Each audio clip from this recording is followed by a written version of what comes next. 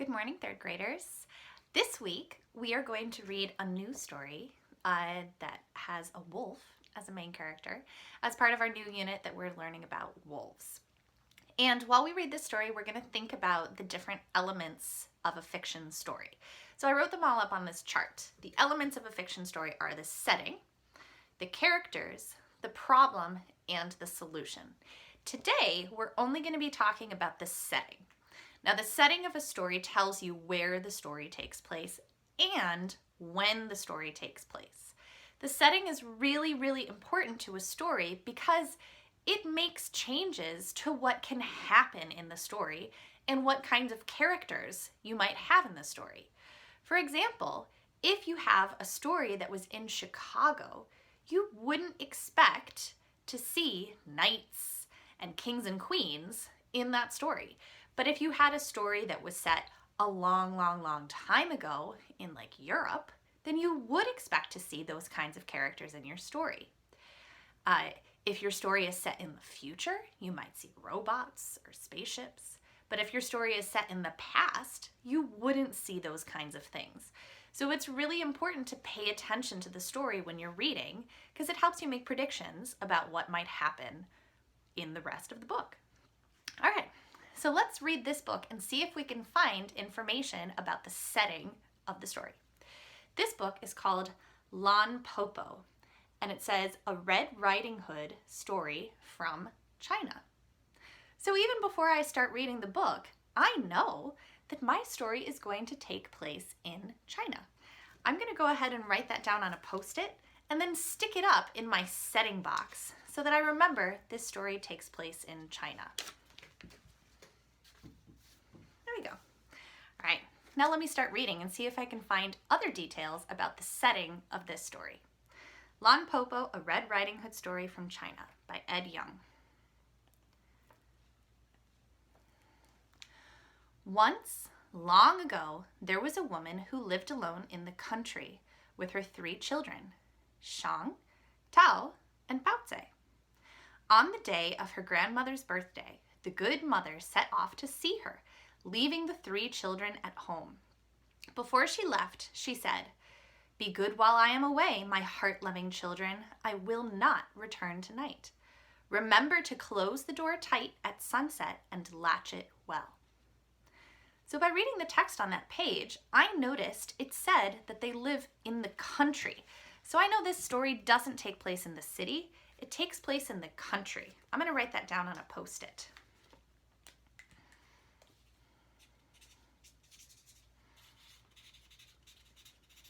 This story takes place in the country. That's the details that I got from reading the text on the page, but I also can get information about the setting from looking at the pictures in this book.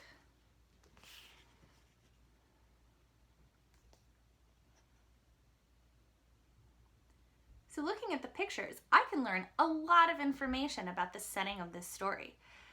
It definitely looks like it takes place in the country because their house is all alone. And I actually have a word for this. We call it remote, kind of like remote learning. That means they're by themselves. They're not with a whole bunch of other people. So I'm going to write down their house is remote. It's all by itself. Now, I've already gathered a bunch of information about the setting of this story, and it can help me make predictions about the kinds of things that might happen. Remember, the mom is leaving the house, and the girls are all alone in that house. But their house is like all by itself in the middle of nowhere. So I can imagine if those girls have a problem, they're not going to be able to like go and find somebody else to help them solve the problem. They're going to have to fix it all by themselves. That's a prediction I can make just based on the setting of the story. Let's keep reading and see if we find any more information. Once long ago, there was a woman who lived alone in the country with her 3 children, Shang, Tao, and Baozi. On the day of their grandmother's birthday, the good mother set off to see her, leaving the 3 children at home. Before she left, she said, Be good while I am away, my heart-loving children. I will not return tonight. Remember to close the door tight at sunset and latch it well. But an old wolf lived nearby and saw the good mother leave.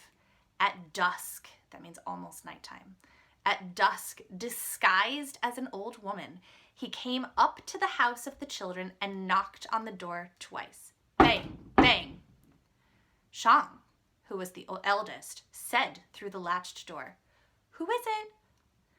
"My little jewels," said the wolf. "This is your grandmother, your Po Po." "Po Po?" Shang said. "Our mother has gone to visit you." And here's the pictures.